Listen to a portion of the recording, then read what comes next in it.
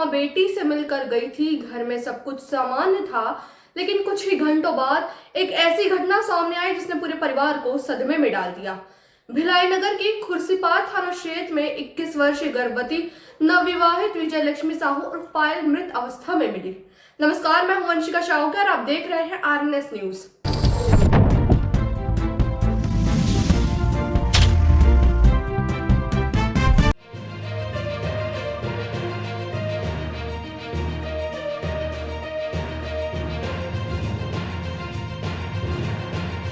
कल की बात है। कल मेरी मम्मी गांव गई हुई थी, दोपहर को गई क्योंकि उनकी मम्मी नानी की तबीयत ख़राब था।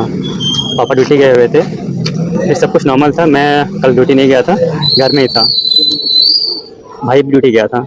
उस टाइम में अपन खाना वाना खाए, नॉर्मल था। शाम को पापा आया ड्यूटी से, फिर भाई भी आया। भाई को दोनों से शादी था, जो जिनका डेथ हुआ, और मेरे छोटा वाला भाई को।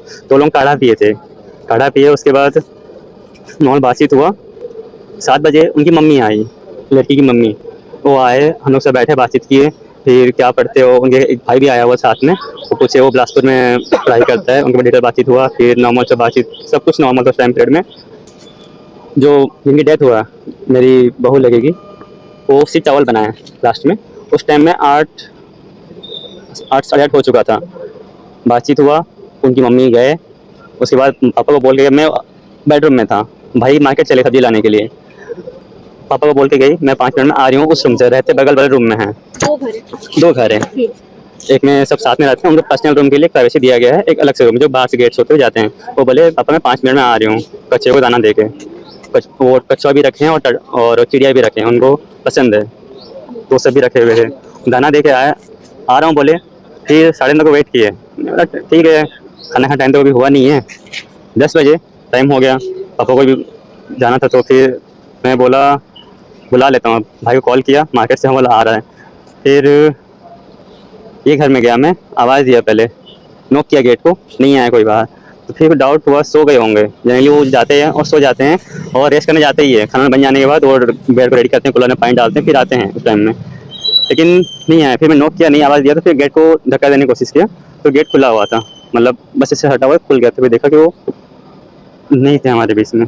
शादी कब हुई थी? शादी इनका 1 साल से ज़्यादा हो गया, 1 डेढ़ साल हो गया है। अभी प्रेग्नेंट भी थी, ऐसा बता रहे हैं। हाँ, अभी 3 महीने की प्रेग्नेंट थी वो। क्या कारण मानते हैं, क्यों, किस वजह से? मतलब घर में का माहौल सब शांत था या कुछ ऐसा? घर में माहौल सब कुछ नॉर्मल था, ऐसा कुछ नहीं। मम्मी भी आए तो मुझे बातचीत हुआ, सब कुछ नॉर्मल था। वो बताती सब कुछ थी।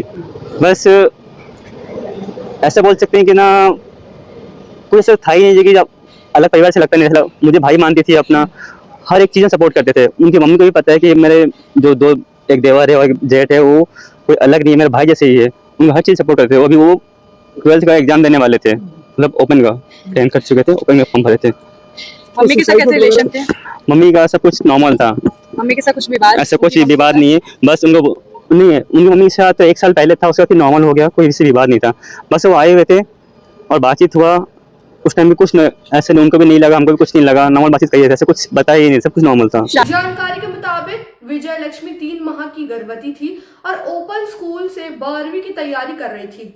16 महीने पहले उसने प्रेम विवाह किया था। शुरुआती दौर में विवाह को लेकर विवाद हुआ था और मामला थाने तक भी पहुंच गया था।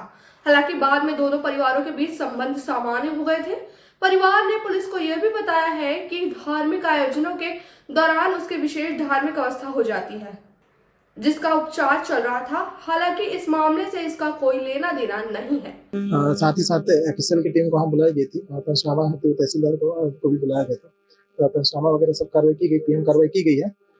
मौके पर से निरीक्षण से एक सुसाइड नोट भी जब्त किया गया है, जिसकी अभी जो है परीक्षण करवाई जाएगी।